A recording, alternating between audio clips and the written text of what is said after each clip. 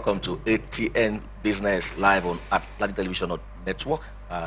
It's good to be here this Friday afternoon. And of course, this is a network medium of bringing the happenings in the economic sector of society to our discerning viewers. This program is aimed at bringing to the doorstep of viewers the business, financial, and economic activities from all strata of society.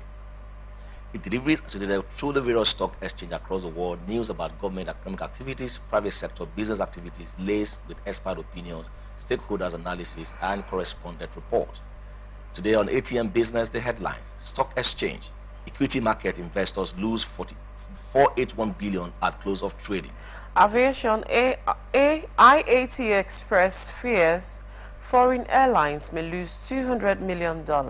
Of course, the oil and gas. NMPCL says no plans to increase cost of PMS. Still on oil and gas, Shell's exit uncovers risk inherent in hydrocarbon industry. And of course, joining me on this particular episode of ATM Business is no other than Professor Silva Okwala Charles, the president of Garden City Premier Business School. All of this will come your way after this short break.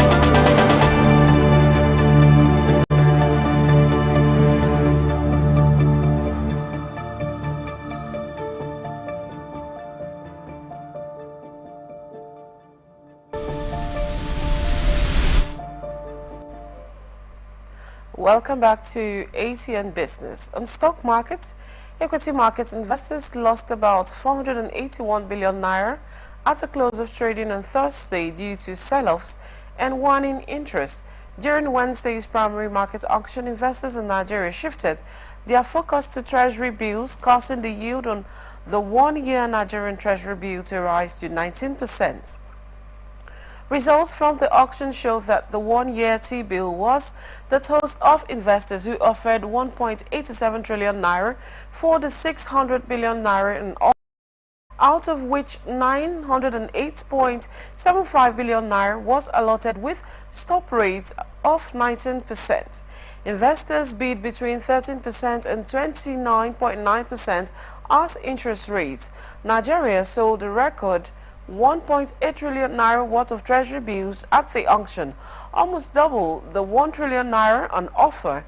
This, according to the managing director of Author Stephen Asset Management, Tunde Amolebe, showed that investors had confidence in the current government and the reforms it had embarked on. He said, firstly, the investors are seeking higher rates for funding due to CBN signaling further tightening due to accelerated inflation and other factors. Secondly, interest seems skewed towards the longer end of the curve, which is an indication of confidence in the government and its reforms. In the equity market, the all-share index and market capitalization dipped 0.86% to lose at 101.227.66 and 55 trillion naira, respectively. Meanwhile, the volume of traded units rose by 39.91% to 478.38 million naira, valued at 7.17 billion naira, which was 11.97% higher than Wednesday's value of trade. The number of deals increased to 10.957 from 9,665. Investor sentiment was negative, resulting in a mere 7 gainers compared to 54 losers. Some of the gainers included the stocks of Mayor PLC, which added 9.97% to 6 naira 29 kobo. Julie PLC rose by 9.52% to 0 naira 92 kobo, and Tantalizer was up 4.76% to 0 naira 44 kobo. Nascon Allied Industries, Unity Bank, and Consolidated Hallmark PLC led the losers chart. The volume and value drivers of the day's market trend were led by stocks of Transcorp PLC, Zenith Bank, and United Bank for Africa. The International Air Transport Association, the Geneva-based trade association representing world airlines, has expressed fears that foreign airlines operating in Nigeria may lose about $200 million to exchange rate depreciation. IATA Regional Vice President for Africa and the Middle East, Kamil Al-Wahawadi, said the issue of trapped funds was being exacerbated by the depreciation of the naira, which has dropped significantly against the dollar. He spoke in an interview with press monitored by our correspondent. The IATA VP spoke against the backdrop of the over $700 million foreign airlines ticket revenue reportedly still trapped in Nigeria. The Southern Bank of Nigeria last week said it has paid all verified debt owed foreign airlines.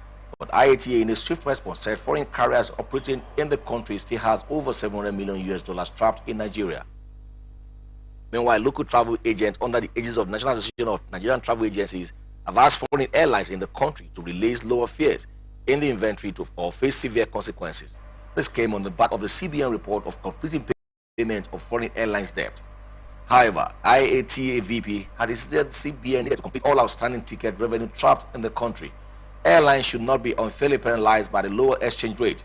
The IATA VP warned in a statement last week, but speaking to press, Iwadi said you also have to take into consideration the block funds and the fair value of the block funds. If you have 720 million and then you valued in naira by 30%, you have wiped out over $200 million of money, and they have to compensate that. He added, airlines have lost a lot of money operating in and out of Nigeria, and it continues to be so under the current environment. The naira has been in a free fall against the dollar in recent weeks. Recently, naira plunged from 900 per dollar to over 1,400 per dollar at the official market. The Nigerian National Petroleum Company Limited has assured Nigerians that there is no imminent increase in the cost of premium motor spirit, PMS, popularly known as petrol. NNPCL urged Nigerians to disregard unfounded rumors and assured them that there are no plans for an upward review of the PMS price. This was disclosed in a first statement by NNPCL Chief Corporate Communications Officer Olufemi O. Sonaye on Thursday. According to Sonaye, the Nigerian National Petroleum Company Limited assures the public that there is no imminent increase in the cost of premium motor spirit, commonly known as petrol. NNPC Limited urges Nigerians to disregard unfounded rumors and assures them that there are no plans for an upward review of the PMS price. Motorists nationwide are advised against engaging in panic buying, as there is presently ample availability of PMS across the country.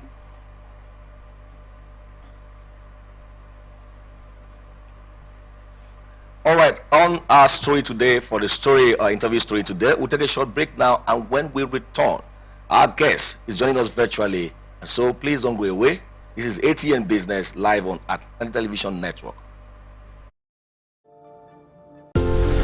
From the line across the ocean to the land beyond the mountains, through the Sahara, we bring on sport news, live analysis, expert discussions on trending stories in politics, business, socio-economy, sports, and documentaries.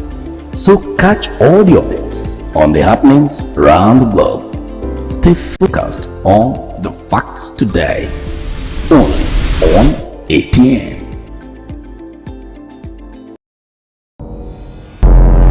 Every day our lives are changed by history. We are one people, all of us. Leaders, politics, Nobody's ambition is what they blood. I have fought very firmly. natural occurrence, war, and the world economy. I belong to everybody and I belong to nobody. ATN covers it all on ATN Politics today.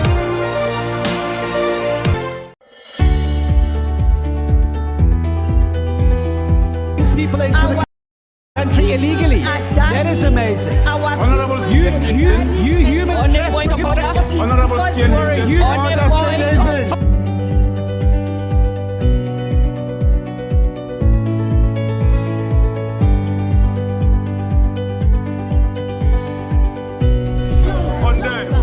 they are not picking our calls.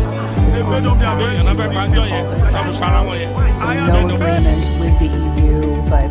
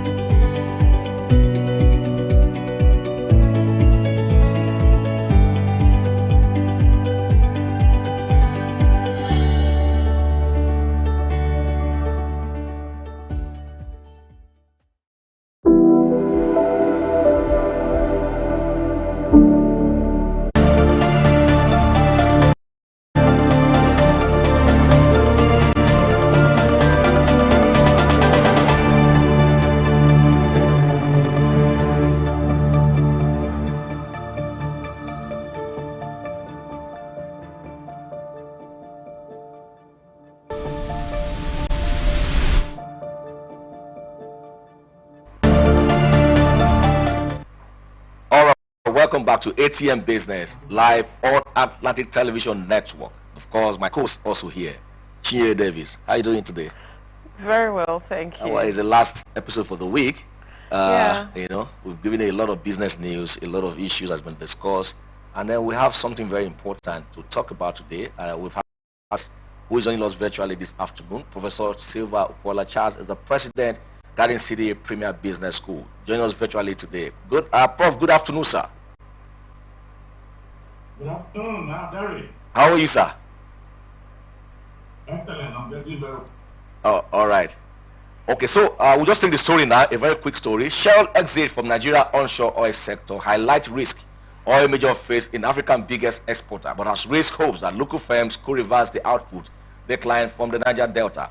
Industry officials and analysts said Shell, which pioneered Nigerian oil industry, is the most prominent Western company to exit the Delta, a region blighted by pollution, oil theft, and pipeline vandalism. Those issues has for years stymied the investment and throttled production and government finances. The company's sale of its subsidiary to 5 mostly local firms fit an ongoing trend of Western energy companies divesting onshore Nigerian oil field. Exxon, Italy's Eni, Norway's Equinor, and China Adax have struck deals to sell assets in the country in recent years. Nigeria had well-established problems in policy in the oil sector, and the FS policy concerns have put constraint on investment. That's probably partially why you have seen the major pulling out and that disinvesting to some extent, said Andrew Mertney, senior economist with Goldmark Search. President Bola Tinubu took office last May, pledging to remove obstacles faced by producers, including ending crude theft and pipeline vandalism. For 7 months into his presidency, the asset sales, which were well underway before his election, highlight the insurmountable challenges to the country's oil sector. If companies are now leaving the next capital-intensive onshore operations to focus on offshore operations, it sends a perfect picture of the risk involved in doing business in Nigeria, said Sheyi Awojulugbe, a senior analyst and security consultant. Now, Prof, this is a very serious issue. Very serious issue that gives us concern about Shell's exit. I just give a brief the background of what has happened in the oil and gas industry. Now, we're looking at the implications of this movement, of this sale. So what's your take on this? Because I know you are very vast in this area and you have a lot to say today. So what will you, put together as the major implication of the exit of Shell from Nigeria? It is happening very sadly because for the Niger Delta, Niger Delta is not, they don't produce Niger Delta people. That oil majors that have been here for the last 60 years are leaving the region. And so I will going to cope with that because the sustenance of Niger Delta and the country depends on these oil majors. And if they are leaving, what is our template to survive, to keep the momentum, sustainability? That's the question that we have. But let me say is that the traction, global traction for oil and gas business is now going on. And if you look at what is happening globally, the movement now is towards technology. People need the sectors are all moved towards technology and company services. 2009, oil and gas top 20 capitalized companies in the world, oil and gas about 6%, top 20. And then in 2018, we discovered oil and gas has dropped about 16%. Technology was about 18% in 2009. By 2018, technology moved up 56% of global top 20 companies' capitalization. So you can see that the traction for the oil and gas has been going down and has moved to technology. So that is another reason that we have to look at. They are moving out, yes. We know that the key reasons why they're leaving the region is because of sabotage and oil theft. And then the ease of doing business is a major issue for them. Then another important thing that we need to note is that the ROCE, that is return on capital employed and economic value added, have also dropped significantly, in the country. So these companies are moving out. But my major concern for the Niger Delta region is that, with the performance of the states in the Niger Delta, 6 states, for instance, look at their performance. Their performance outside FAC and the derivation, they have not done very well. The physical efficiency or physical performance of the states, it's not, apart from Rivers State that is probably doing very well, number one in the country, the rest of the states are not doing well. What we expect them to do is that they need to come with the 10 cap to ensure that they are part of the investments. You are selling Shell to the Renaissance Group, led by Renaissance, about 5 companies, paying about $2.4 billion to take over onshore asset of Shell. Ohando is already taking over any assets. Mobil is going to sell to Seplat. So what we expect to happen is that there must be a conscious effort of these states in the Niger Delta to say, okay, let's have an LNG template where our state will have 40% of assets. So it's very important because now we have the PIA, and under the PIA you have the Host Communities Development Fund. With these all provisions made, I expect that if they don't want to have extinction, the states don't have extinction because, and they don't want to have bankruptcy in the next few years. The valid thing to do at this point is for these states using the Brace Commission. Maybe you have a Brace E&P or Brace Energies Limited. Maybe you have to have that kind of a company. When Brace started in the 2008, 2007, the idea was that you have a Brace bank and all that. But we're not seeing that. But the important thing we're not saying today is that they need to wake up and say, okay, these assets that are being sold, we must have stake in these assets. Very, very important. Because if they have a stake in these assets, funds can be arranged for them to pay. Because even these companies that are taking stakes or buying these assets, they are getting money from international financial institutions like Afrexim, ADB, and all that. So why can't the states themselves come up and say, okay, well, let's have 40% of this asset? They can run it as a group like LNG, where you have the federal government has 49%.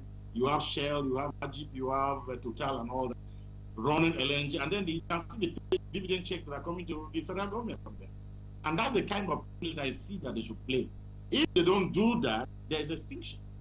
The other thing that we know is that over the last 10 years or so, the upstream investment, the capex investments in oil and gas has been very low. So those are things that are affected because the problem in that sector is that the IOCs feel that the government is not committed to it.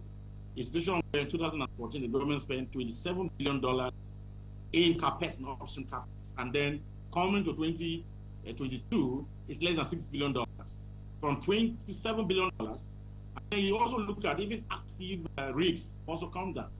You're talking about rigs that were over 20, to then coming down to about 7 in 2021, now going back to 31 last year. So you can see that a lot of things happen in the sector. So these are all things that have affected the decision they are taking, apart from the issue of the sabotage, the oil theft, which has significantly affected their ROCE, the return on capital employed, and then the economic value.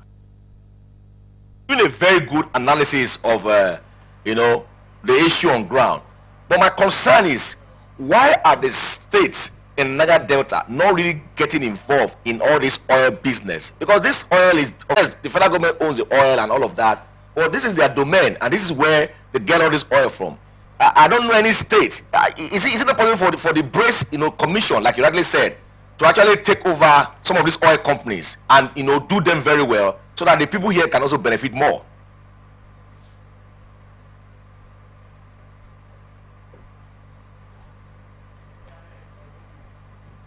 Okay, all right, Prof. If you're sick, if you can hear me, I said that the Brace Commission, which is of course all the states in Niger Delta, in the south, is it possible that they get involved, in managing some of these companies that are exiting, like taking them over, buying them over, and also giving to certain individuals who are experienced to run the business for them?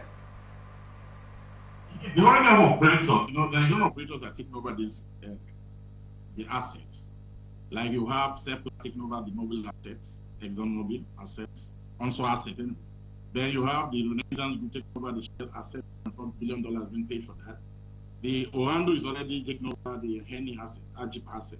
So the point I'm making is that we need to make statements, because if you look at physical performance or physical efficiency, people say, Bayelsa is 35, number 35 in the list of states. Because of what? They don't have enough IG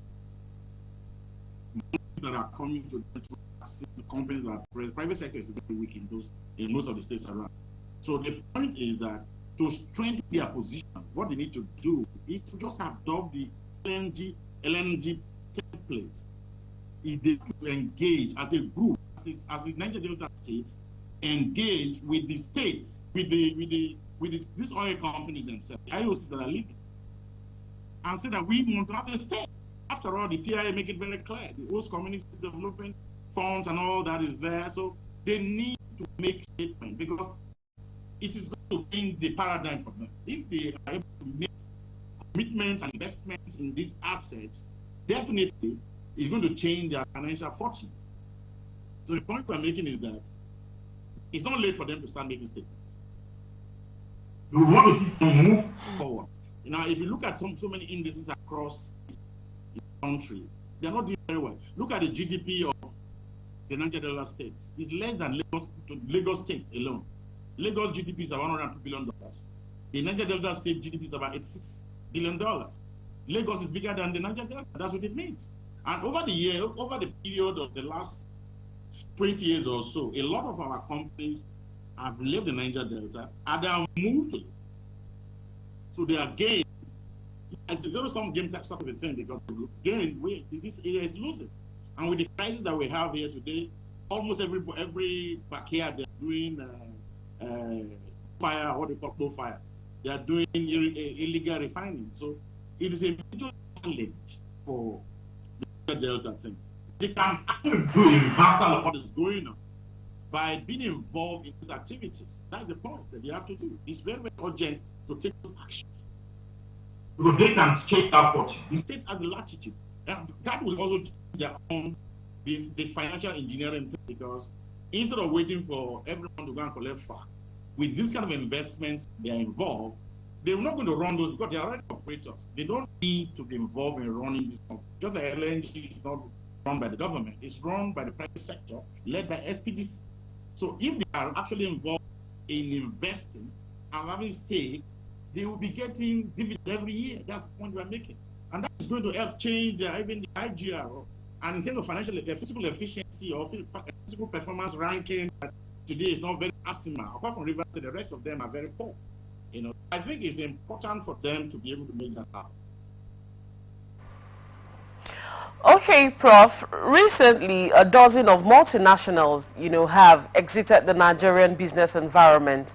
What does this mean for the business landscape, and how can, Nigerians cushion the effect of this exit so we don't get to feel it so much, because it has also added to the rise of inflation in Nigeria?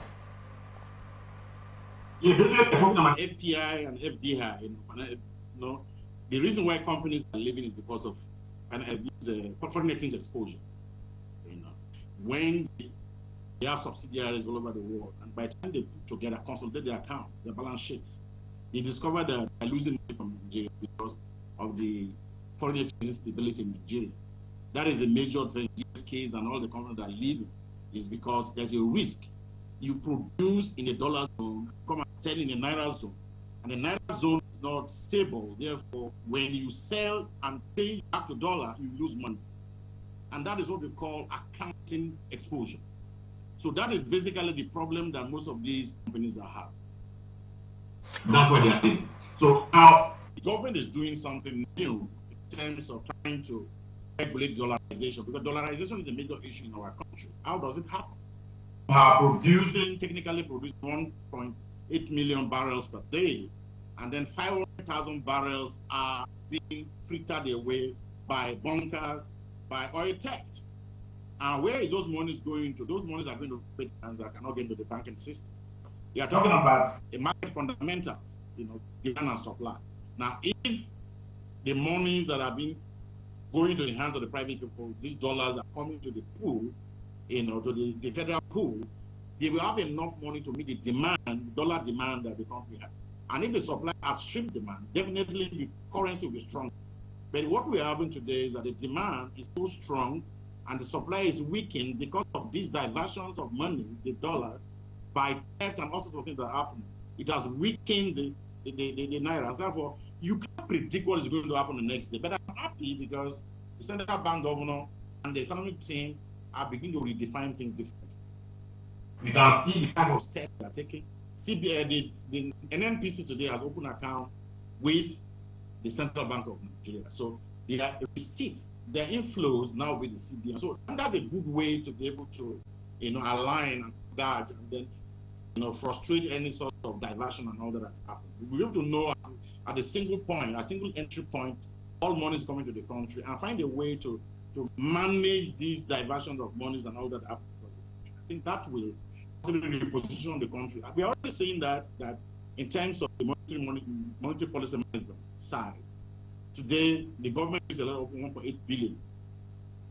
I think 1.886 trillion, yes, from sale of treasury bills alone, because the market responded to them very well. Although the rates are very high, the rates are close to the inflation rate. Inflation is about 28.92%, and then you are talking about 23.4% for the treasury bills, which means that you have just a negative of about 5% negative, which is very good for the country because there's a confidence is coming back.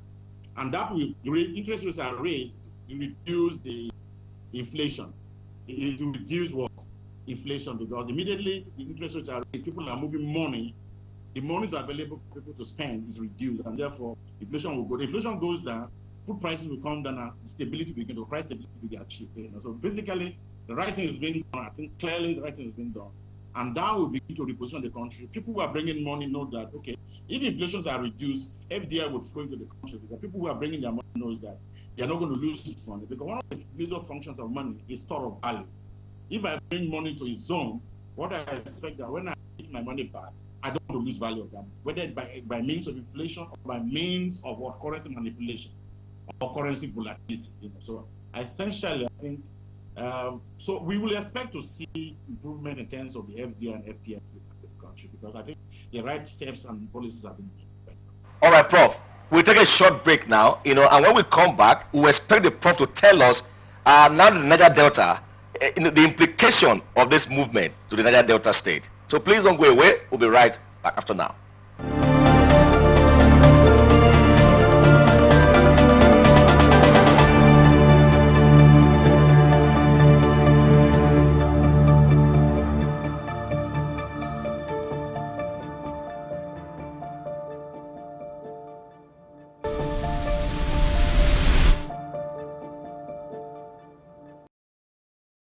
From the line across the ocean to the land beyond the mountains, through the Sahara, on sport news, live analysis, expert discussions on trending stories in politics, business, socio-economy, sports, and documentaries.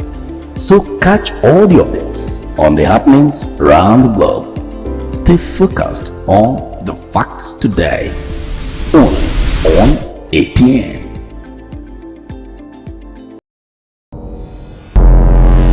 Every day, our lives are changed by history.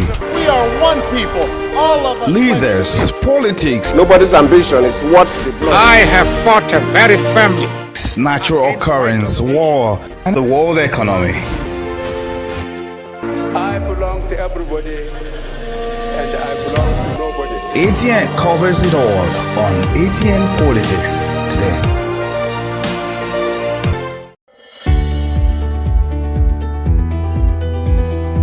People into the country illegally. That is amazing. Honorable Human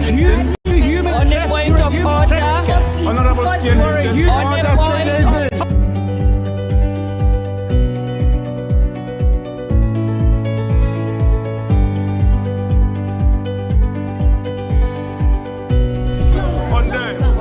are not picking our calls. They made up their minds. So no agreement with the EU, but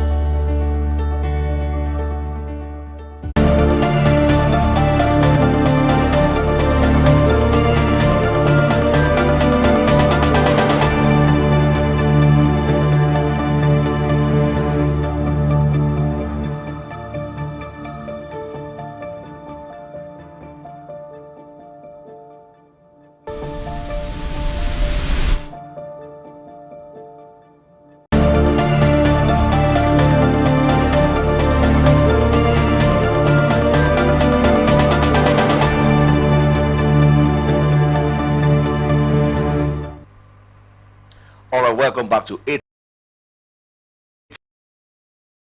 And myself and my co-host Chinye Davis, we've been talking to Professor Silva Charles, the president, Garden City Business Primary School, who's been looking at, a holistic approach to the exit of multinational from the Niger Delta, and of course we're looking at the implications. And so, Prof, thank you for still standing by. I want to ask this question now. The main issue now is the implications that this exit will definitely have on Niger deltas, states especially. But my question now is, as an expert, do you see this exit, affecting negatively the development of Niger Delta states, so to say? Because during some of this, in the past years, we have a lot of issues with the committees talking about being abandoned. Shell is not doing this, Shell is not doing that, other companies are not doing this, they're not doing that. So what do you make of this? Would this exit affect negatively the development of Niger Delta states? It's very obvious that it's very negative. It's very obvious because their presence brings a lot of things to the coffers of government of various states. In terms of pay, people who are living in those states, they are employees of these oil companies living in those states, pay taxes, good corporate tax and pay. So these are monies that are going to live. And although they are handed over to local companies, local Nigerian players, but the point is that you can't compare how you see multinational companies and local players. They already know, they know Nigerians, they know everybody. So the way they are going to operate is going to be different from the way the multinationals are going to operate or operating. So that is a major issue for us. And the most important issue is that how do you mitigate? That's what I mentioned, that they need to have stake in these assets that have been handed over to the Nigerian players. Because it's a situation where we are going to a situation where individuals or individual-owned companies or operations are richer than the states. That's where we are going to. And then how will the state be able to cope with the expenditure? Most of the states are always borrowing to even pay salary before their back comes. That's where they are right now. So if they want to avoid that kind of a situation, my simple, advice to the state is that, states should come together and have stake. work with these players, the local players, Nigerian player companies that are taking over, plus the IOCs that see, we must have stake in this thing, this diversification you are doing. We must, divestment you are doing, we must have stake. That's the point I'm making. Otherwise, in the next few years, you know that United Nations, the climate change conference that took place in Dubai last December last year, they're talking about transition, moving from fossil fuels now to clean energy. That's where they're talking about. And some countries like the UK and all, they're saying that by 2030 or so, you can't use fossil cars in central London, in central France, and all that. So that's where we are going to. So your fuel, your crude oil that you are so happy with, that is sustaining your economy, over 85% of your revenues are coming from oil. It's going to change. So now we're talking about gas transition. We're talking about clean energy. The point is that if nothing is done, some of these our states will go into bankruptcy. So when they talk about physical performance ranking, physical efficiency, they're talking about what?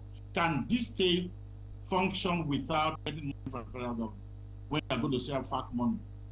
And the only way to avoid that kind of scenario is that some of these assets that have been handed over to players, the government themselves must be involved in the arrangement. And that's the only way they will be able to survive, at least on that note. Even if there is a transition from fossil fuel to clean energy, at least gas is there. And some of these players also, some of these fields that are being handed over to OML34, all these fields are being handed over. They also have significant level of gas operations, gas reserve. But the estimate is that in Nigeria, today we're talking about 208 trillion cubic feet of gas. In the next 10 years, about 2033, the investment, that is the reserve, will move to about 220 TCF, in Nigeria.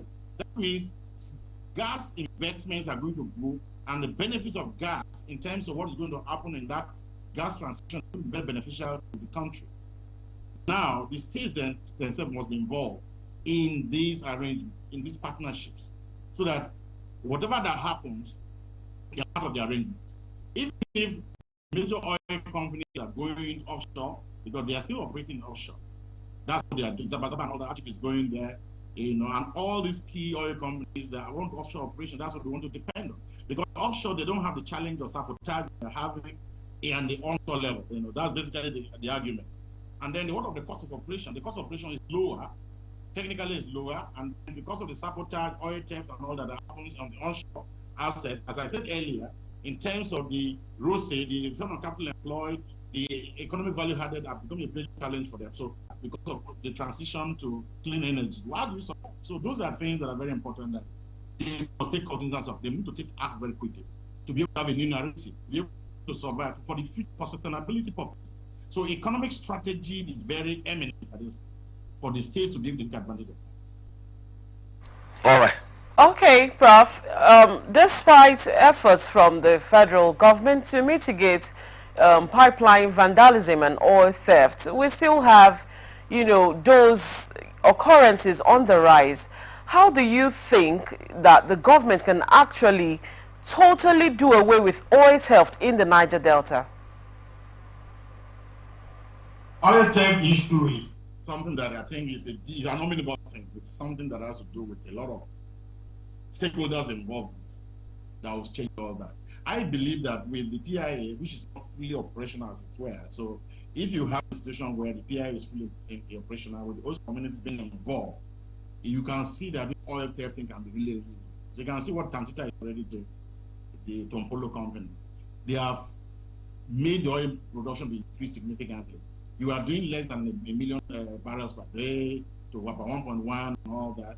Because of oil theft, today you are doing 1.5 million barrels per day. That has also happened partly because of the activity of the local players. Because whether they like it or not, Tompolo, Tantita is a local player that is helping to, assuage these very disastrous and very terrible incidents that are happening in the country. So I think the stakeholders involved, the host community thing that have been done must be activated properly so that they let us see their benefit. What's in it for me? This is very important for the host communities, and you can see that Tantita is a host community offshoot, and that does really help. and more people in getting involved across state, not just Kansita, maybe they are in the River State, in other states across the country, all the oil producing states. They need to find a way to integrate more stakeholders to be able to make sure that this impact is felt. And then you can see that the reduction will be there. Because the plan is to move this into about 3 million barrels per day in the next 2 years or so. So I think a lot more has to be done to be able to achieve that. Okay. All right. Okay. Prof, another thing that has been on my mind, most times when we hear cases of security operatives, you know, uncovering stolen crude and all that, what they do is burn it off. Is there no way they can actually make use of those crude instead of just disposing it totally? Anyway, that is based on the fact that they want to discourage the act completely and not to see it as a compromise from the back. But the most important thing for us to do is to prevent those things happening. For me, the prevention is more critical. If you can prevent them from happening, and prevention is important. I don't know why technology is not being deployed the way it should be deployed. Technology deployment is very important. I'm talking about stakeholder involvement. The next thing is about technology. What are other countries doing that we're not doing right in terms of this prevention? How to ensure that the metering and all that happen accurately. And now they have gotten into the financial side by moving the NNPC operation, financial operation, to tie with the Central Bank of Nigeria. In fact, it's multifaceted in terms of implication, in terms of performance of our revenues.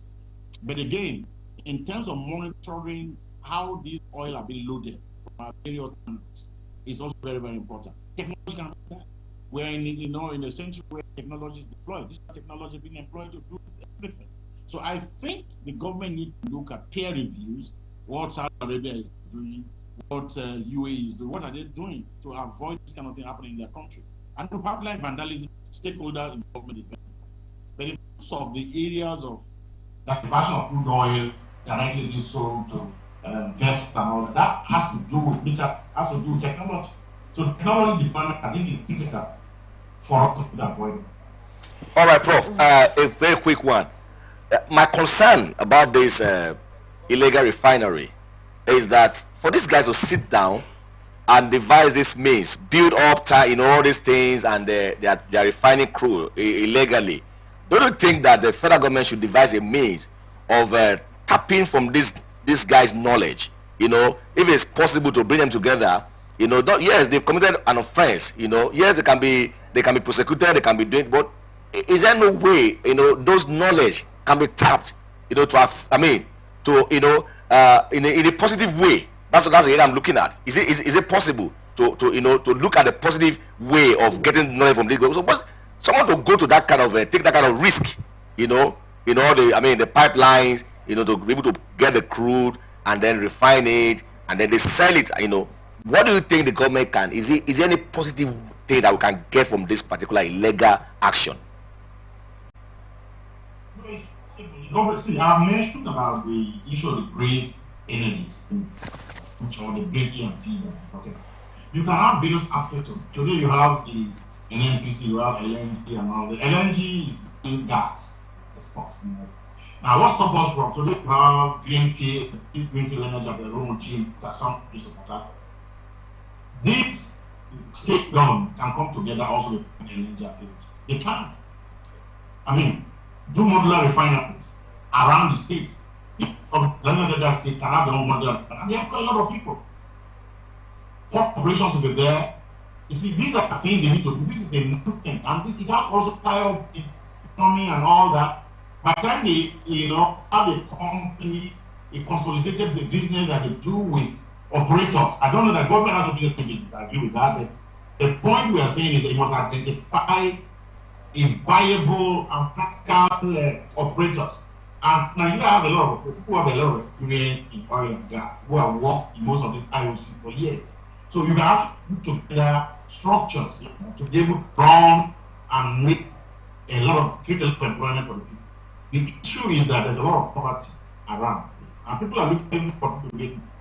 These young men and women you are seeing today that are doing illegal refining and all that. Why are they doing that? They are into those things because they just feel that that's the only way to survive.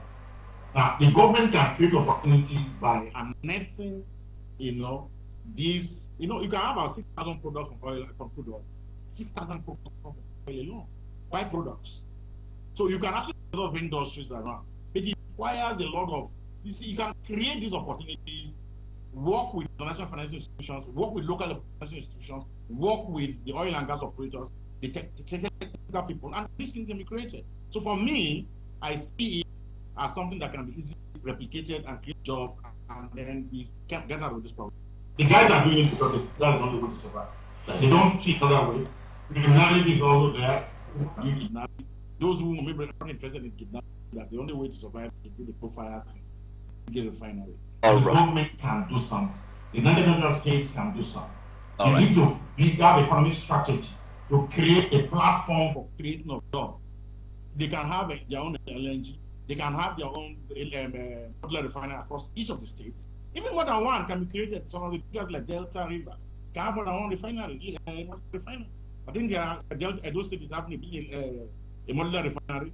Most of the states can create that. That will create a lot of job and activity. And these young men will be busy. Nobody will be interested in doing some of the criminal activities. So I think it's something that we need to look at very closely. We sincerely appreciate you for being a part of the show today. Out of your very busy schedule, we say thank you so much, Prof. Silva Okwolu Charles. Thank you very much for being a part of the show today. We hope that the BRICS Commission, all the governors of the South State, will take to your advice and then, of course, get this done just to make sure that everything is fine. And so, Chinye, you think we'll have a very good show today? Of course, yeah. All right. So we'll do this again on Monday. And I do hope that every issue that has to come to trend in Nigeria over the weekend will bring to you all the details. Thank you so much. But don't forget to join us on all our social media platforms. Facebook and YouTube, Atlantic Television Network. And our website is Atlantic Network TV. Thank you, Prof. We hope to see you again next week. Yeah. Thank you very much. All right, Thank you so much, Prof. That's our show today. We'll see you again next week. I am Chinyere Davis. And I'm Treasure Timidari. Now, do remember that peace and unity are the pathways to progress. Good afternoon.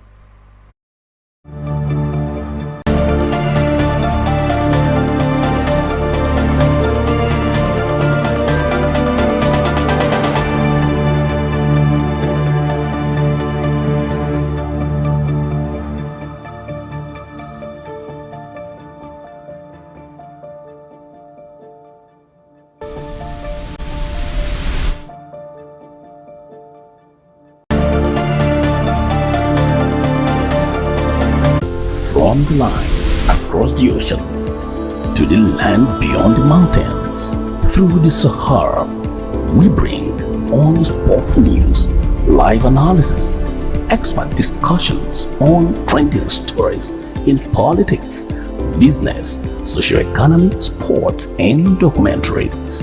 So catch all the updates on the happenings around the globe. Stay focused on the fact today. Only on ATN.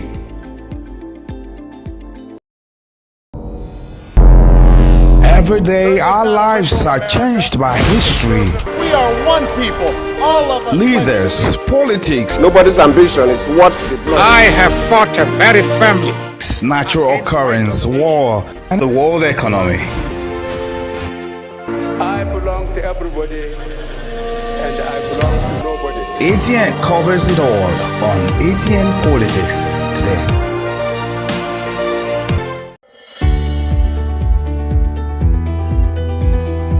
People into the country illegally. That is amazing. Honourable You human trafficker.